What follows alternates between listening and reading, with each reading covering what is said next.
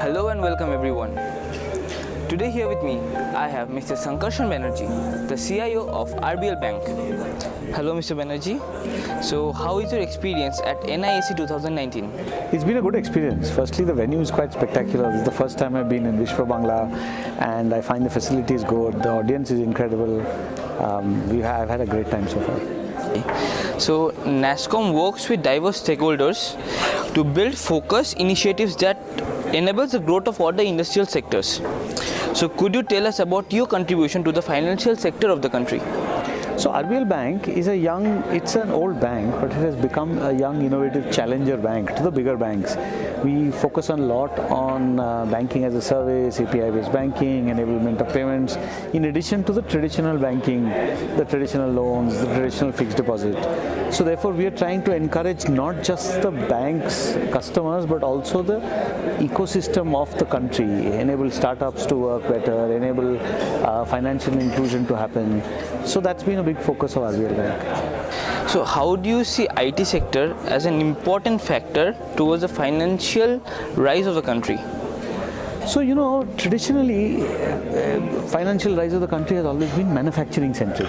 China was manufacturing centric, US in the old days was manufacturing centric, but increasingly it is becoming the knowledge economy. Economies are centered around services more than goods production, and therefore as Indian economy also grows, we don't think that the core of the Indian economy will be manufacturing centric. It will be knowledge centric.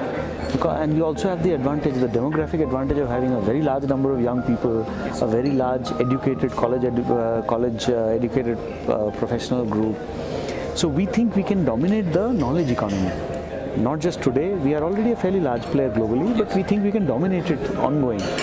More and more R&D will shift to India, more and more intellectual property will get created in India, and that of course leads to, so data being the new oil, oil was a geographic grant, you either had it or not, it was nothing that you could do, but data is definitely something you can create and you can develop.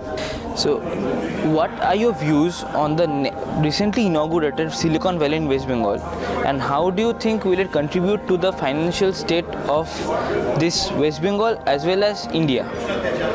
So I think firstly that creating another Silicon Valley is a very valuable aspiration. It is something that West Bengal is uniquely placed to do and definitely should aspire to do. At the same time, it is not easy. Other people have also tried and it has not always succeeded. Silicon Valley is a unique correlation of factors and that prospered. Other places in the US, in Europe have not always prospered. Sometimes they have, sometimes they have not, sometimes they have faltered. So it's a tough thing to do. But Bengal is also uniquely placed, very large knowledge economy, a tradition of knowledge, lots of very good colleges, a fair amount of capital. Bengal actually is quite rich in capital. So therefore it has the ingredients and hopefully the government will be able to pull it together and create the momentum required. So India is still a developing country. So what would be your suggestions to motivate the youth towards the rise of the country? So I don't think motivation is a problem. India seems to have very high motivation. The Indian youth seems to have very high motivation. In fact, our challenge is to harness this motivation.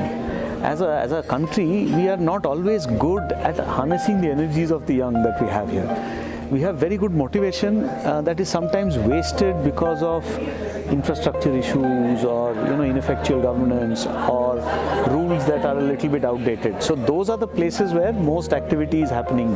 The ability to harness this energy will dictate what we do in the future. Thank you sir for coming here.